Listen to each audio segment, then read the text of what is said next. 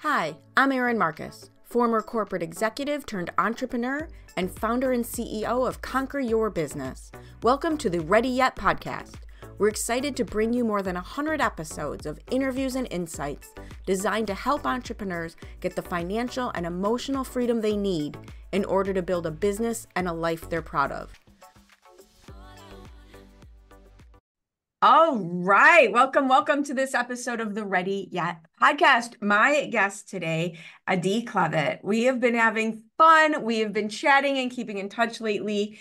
It's just so fun, right? When you meet someone you connect with. And this is why, to me, I laugh about years of my connection, because you focus on the thing that I spent decades hating and had stories around how much I didn't like that thing.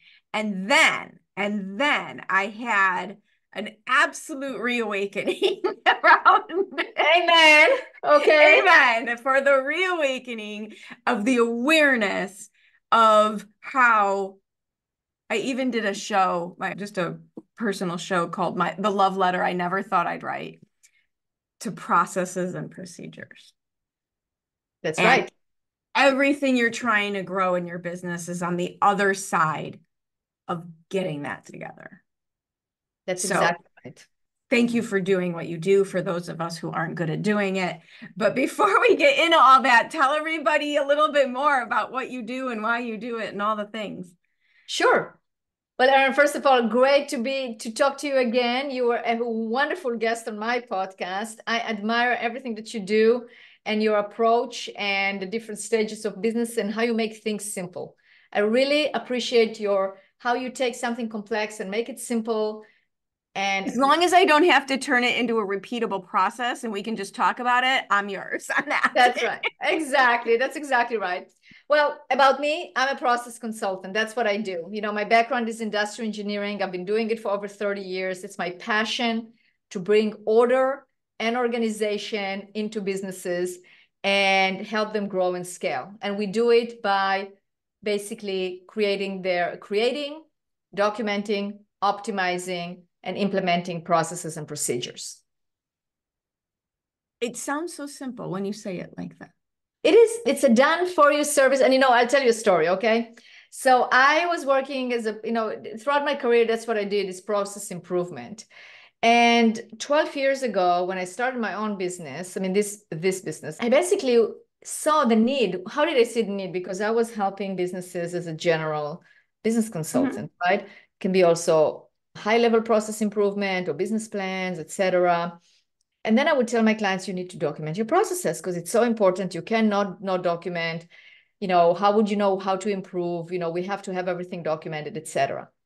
And that would be the conversation week after week after week, and nothing gets done. And I go, well, how about if I do it for you? Yes, light bulb. Great. Exactly. And they go, yes, please do. And we started doing that. And I saw the difference. Now I got the processes done for that particular client. Right. It was because here's the thing, this is a really good lesson for coaches, consultants. If your client was able to do the thing, they would have already done it. Very true. That's very, very true.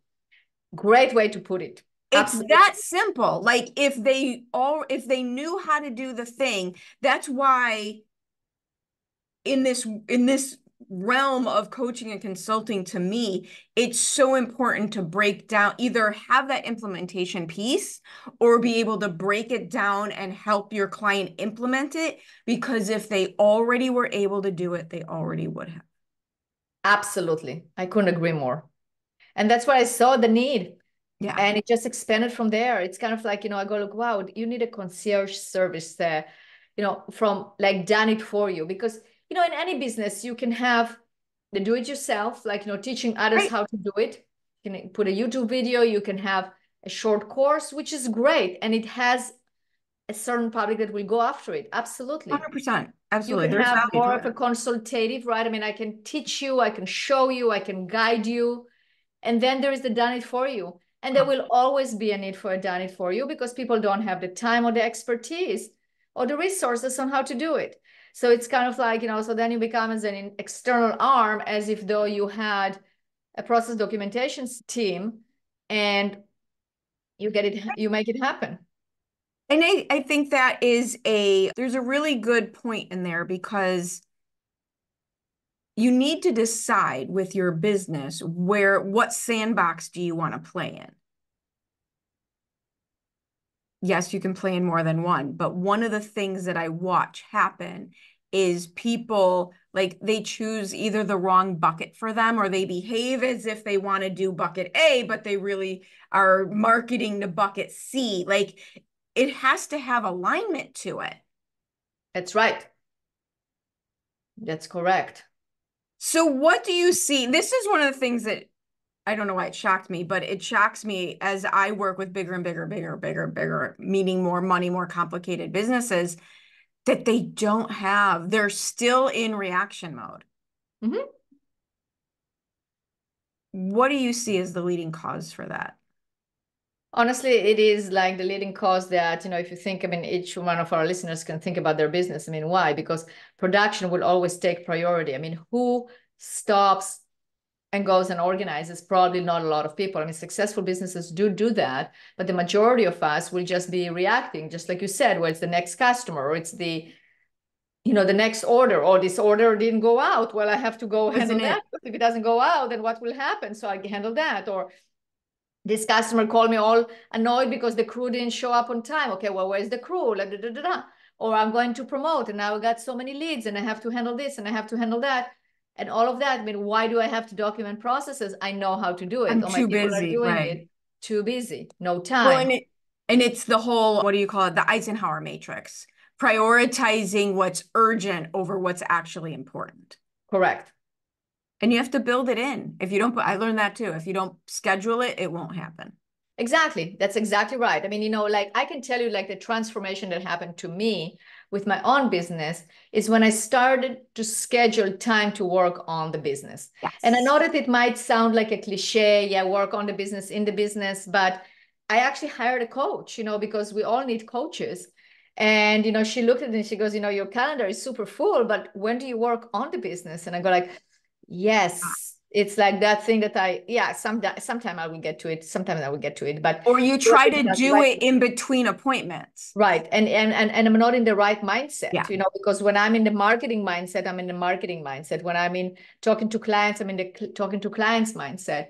But I do need to have that sit down, look at, strategize, write it down, create that plan. Just like you document processes and procedures, you also have to document what are you going to do in the next quarter in your business, communicate it to your staff so they hold you accountable. So now it came out of your mouth and you have to deliver so you don't seem like a liar. All of those things, it's a whole hat that is missing, and that's actually, I mean, I had a conversation with one of my clients. The same thing happened to her in terms of like, we look at all the functions she was doing.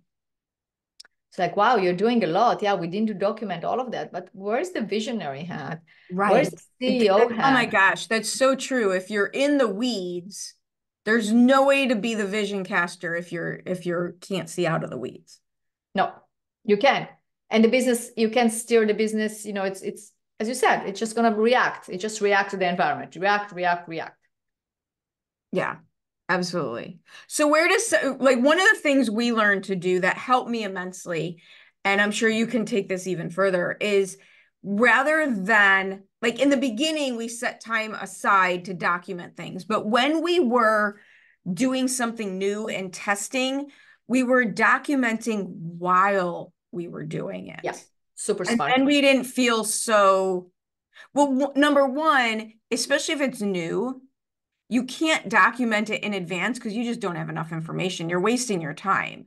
You don't actually know how it's actually going to work. But Erin, to your point, I think it's super important what you did, because some people, what I hear, they tell me is let's improve the process and then document. Well, that doesn't work, because how do How you do you know know? You don't what remember to what you did. improve? Exactly. So I think your approach is super smart. This is exactly the right approach.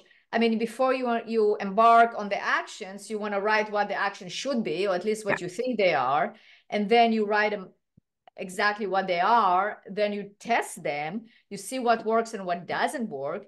You use metrics in order to measure Yes. your, the process, and then you change like specific things in the process, because really the problem is that too much, you can introduce too much change. I was just going to say the same thing. When we don't have things documented to compare our results to, humans tend to go all or nothing with their brains, right? And so you'll throw the baby out with the bathwater when you really just needed a little tweak. Right. Because your feelings will lie to you, right? About none of this worked. Well, yeah, but like 80% of it worked. It was just this little thing. And if you don't have that thing to compare it to, how are you going to know? Right. You're absolutely correct. Absolutely correct. So where does someone start? Say they're listening to this and they're not quite ready to have you come in there and do it all for you. Where does someone start? Okay, so the first thing that I would tell people to do is to do this exercise, that you take a piece of paper and you actually list why do you want to document your processes and procedures. That is, you have to set your mindset and you have to have a goal and you have to follow that goal. So you Yes. have to know, why are you documenting your processes and procedures? And that is a key component, because if you don't do that, then it's not going to happen. No, because then it just feels like tasks and more work. Exactly. But you have to be really honest with yourself. And that's what I tell my clients, like when we start working together. Why? And if I hear, well, my coach told me, or it's part of a system that I'm using that needs processes, well, why? What will happen in your company if you had well-documented processes and procedures? Just take a look at it and be honest with yourself. What will happen? And write it down. Are you going to be able to onboard employees better? Probably, yeah. I mean, should. But why is it important for you? Oh, because I want to triple my business and I need to hire, 100 more employees. Good. Right. I want to open another location. Okay, so why do you need processes? Well, because they need to know what to do. Great, that's your why. So you really have to identify. That's the first thing that I would do, and I always do that exercise. The next thing that you do is you basically map your processes, okay? Just high level. Like, what areas in the companies do you have that you need processes and procedures? Sales, HR, business development, production, right? Accounting. When we did this, I literally started with, oh, there's probably only 3 or 4 things. And then you get to the point where as soon as I say something, I'm like, oh, we need a process around that.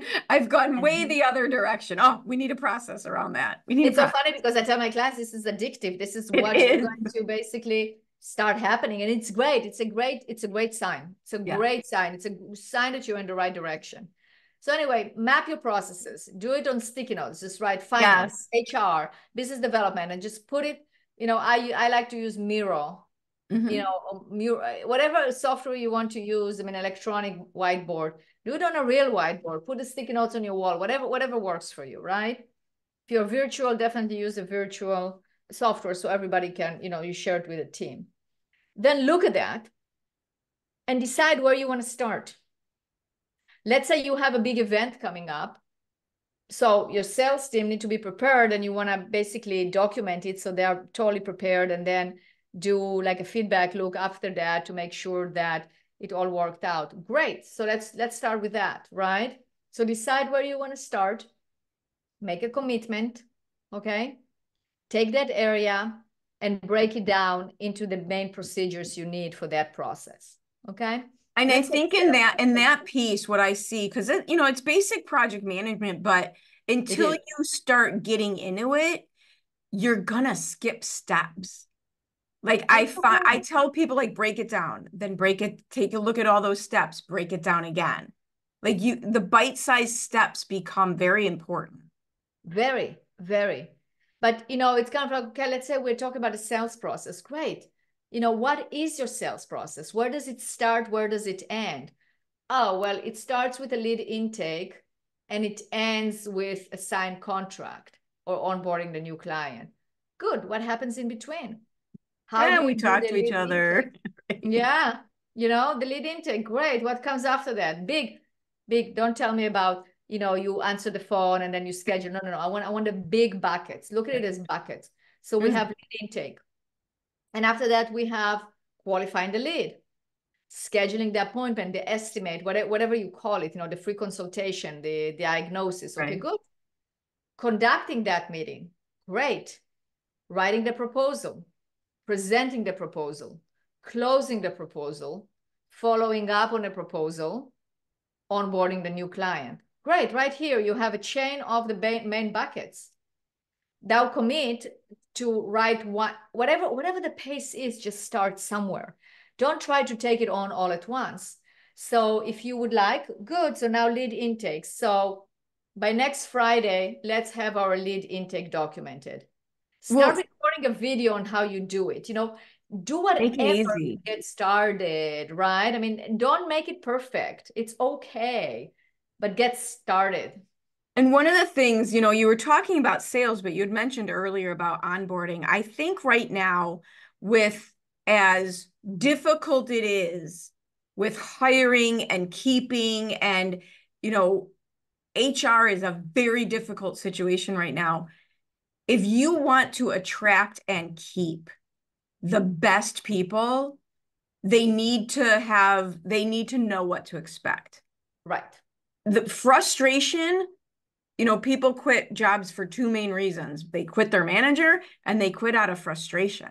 Yeah, that's right. And right. And if you're creating chaos for people because they don't know what to expect, it's going to be very hard to create the stable workforce you need. Absolutely.